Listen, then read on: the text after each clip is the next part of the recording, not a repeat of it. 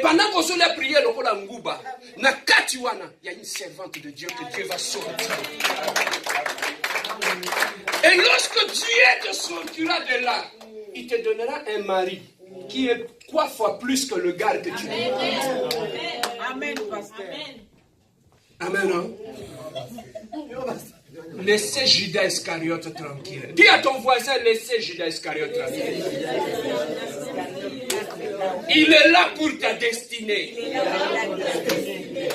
Amen, hein? Amen. Alors, nous continuons. À ce moment-là, le peuple avait Dieu au milieu d'eux. Dieu régnait au milieu d'eux jusqu'à ce que les années se sont écoulées. Jésus-Christ est arrivé. La Bible nous dit, pendant ce temps-là, à la croix, lorsqu'il était en train de rendre l'âme, la Bible nous dit le rideau qui était dans les temps, qui permettait seulement au souverain sacrificateur d'entrer dans les saints des saints. Personne n'entrait là-bas. Le rideau s'est déchiré du haut en bas en bêche. Tout le monde maintenant avait droit accès au saint des saints. Amen. Hein? Donc pour le moment, nous avons droit d'entrer dans la présence même de Dieu. Donc maintenant, il a fait de tout le monde un royaume de qui?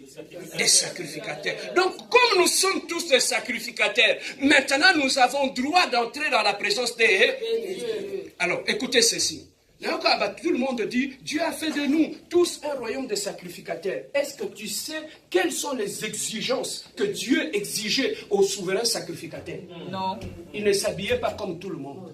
Il ne buvait pas ce que tout le monde buvait. Amen. Hein? Alors, tu es souverain sacrificateur. Dieu t'exige la sanctification d'abord.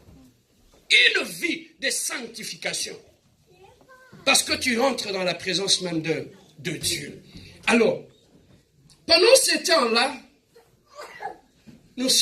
Jésus-Christ est allé à la croix, il a quitté le trône, et il est venu, il s'est sacrifié, et nous avions été sauvés par Jésus-Christ.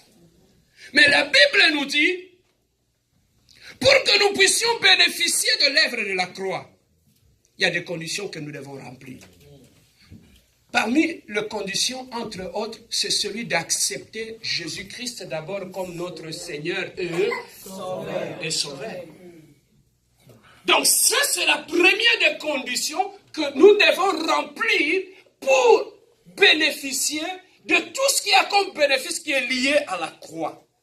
Alors, il y a deux choses. Lorsque nous acceptons Jésus-Christ, il y a deux choses. Nous l'acceptons dans les deux dimensions.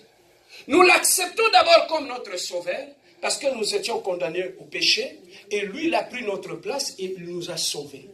D'abord, là, nous le recevons comme notre sauveur. Alors, lorsque tu es sauvé, né de nouveau, maintenant, tu entres dans la deuxième dimension. Tu ne l'as plus reçu comme ton sauveur. Maintenant, il faut que tu marches avec lui. Il faut que tu vives avec lui. Il faut qu'il t'oriente. C'est là que le problème commence. Tu l'avais bien accepté comme ton sauveur. Il t'a sauvé de la mort. À cause de son sang, tu as été racheté. Mais maintenant, il faudrait que tu marches avec lui. Pour marcher avec Dieu, la première des choses, après l'avoir accepté comme ton sauveur, tu dois l'accepter comme ton Seigneur. Au moins, place, vie chrétienne et bébaka. Batumini baoya l'église, bayamba Yesu comme obikisi na bango comme leur sauveur. Mais batikala ko yamba yete comme leur Seigneur. Voilà pourquoi maintenant je me pose des questions. Et on l'a déjà reçu comme notre sauveur. Mais pourquoi devons-nous encore le recevoir comme notre Seigneur? Amen, non? Pourquoi devons-nous le recevoir comme notre Seigneur? C'est là que ma prédication est allée au ventre. Pourquoi nous devons l'accepter comme notre Seigneur? La Bible nous dit, c'est lui que nous avons accepté dans notre vie. Jean l'avait vu sur l'heure. Quand la porte était ouverte en Apocalypse, on nous dit que Jean l'avait vu, il était où? Il était où? Donc, et le Dieu qui est sur le trône, Et celui qui t'a sauvé, c'est le même Dieu. Donc, ce Dieu-là ne s'assoit que sur le trône. Amen. Hein?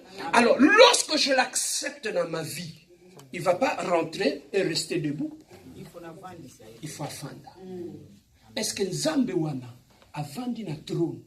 Et maintenant, tu vas me poser la question, pasteur Serge. Dans ma vie, où se trouve le trône? Le trône, ça se trouve dans ton cœur. Motema na yo eza trône. Alors, avant que nous puissions donner notre vie à Dieu, nous étions les seules personnes qui étaient assises sur le trône de notre cœur. Le trône, parce que c'est toi qui décidais. C'est toi qui avais le dernier mot sur ta vie. C'est toi qui avais le dernier mot sur tout ce qui s'est passé dans ta vie. Mais lorsque maintenant, tu acceptes Jésus-Christ dans ta vie comme ton sauveur, il va venir aussi comme ton Seigneur. Alors, un Seigneur, c'est celui qui est assis sur le trône. Donc, la première de place que Dieu veut, c'est d'abord sur ton cœur. Il veut s'asseoir là. Des places bitumbe dans la vie chrétienne, yangoana. Et c'est ça qui fait de nous de vraies ou de fausses conversions. Bien aimé, lorsque Dieu entre dans ta vie, la volonté de Dieu est qu'il puisse occuper le trône de ta vie. Voilà pourquoi ce matin, Dieu me dit de te dire, quitte ton trône. Ovandi na trône ya motema na yo. Ya wana nzamba soit place ya ko régner na vie na yo. C'est ça ce que Dieu me dit de te dire ce matin. Problème na yo et abandokité. Ton problème ce ne sont pas les sorciers, mais ton problème est que tu es encore assis sur le trône de ton cœur. Nanu opesi nzambe place te na motema na yo. Ozo ya no église, ozo yemba, ozo sela no nzambe. Mais le problème est que sur ton cœur, Dieu n'est pas encore assis là. Voilà pourquoi tu vois ce qui se passe dans ta vie maintenant. Voilà pourquoi tu crois que Dieu n'agit pas. Voilà pourquoi tu crois que Dieu n'est pas avec toi. Parce que lorsque Dieu entre dans la vie d'un homme, la première de place qu'il cherche à s'asseoir, comme c'est un roi sur le trône.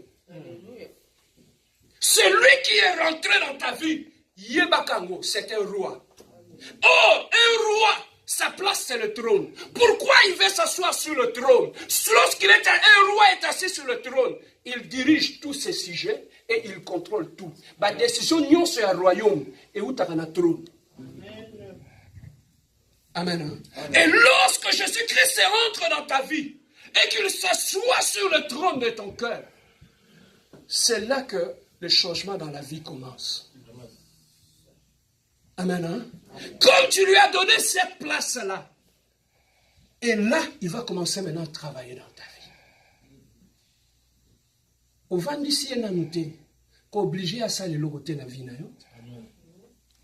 Pourquoi Nzambe au vendis a noté ma noté? Au fait exiger Nzambe ça elanga boy, Nzambe ça la boy, Nzambe zo ça la té. Mais est-ce que oyo yazo senga yo, tu lui as donné ça?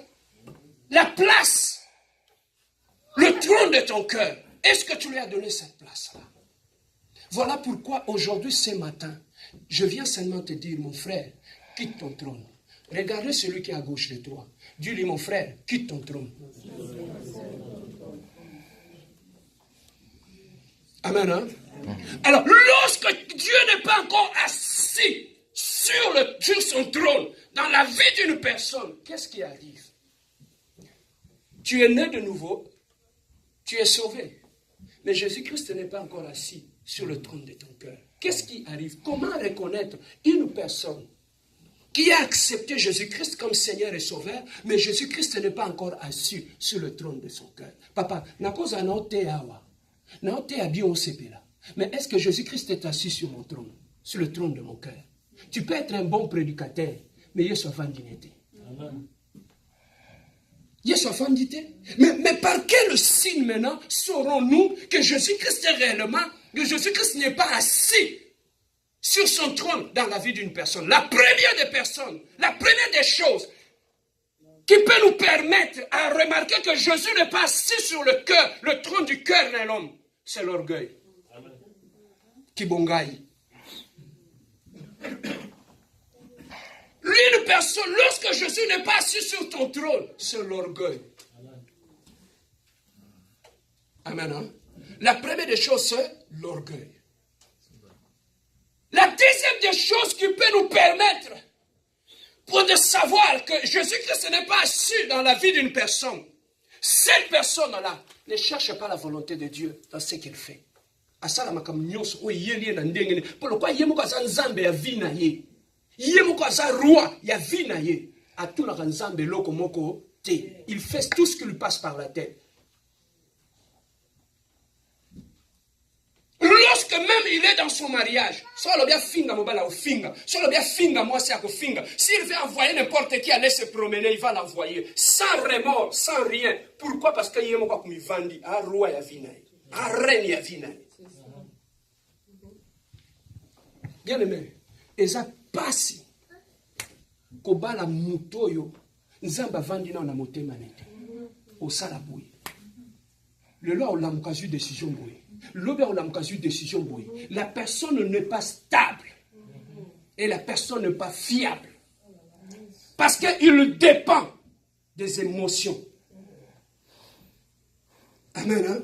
Amen. Alors Dieu n'est pas encore assis là, donc la personne sur laquelle Dieu n'est pas encore assis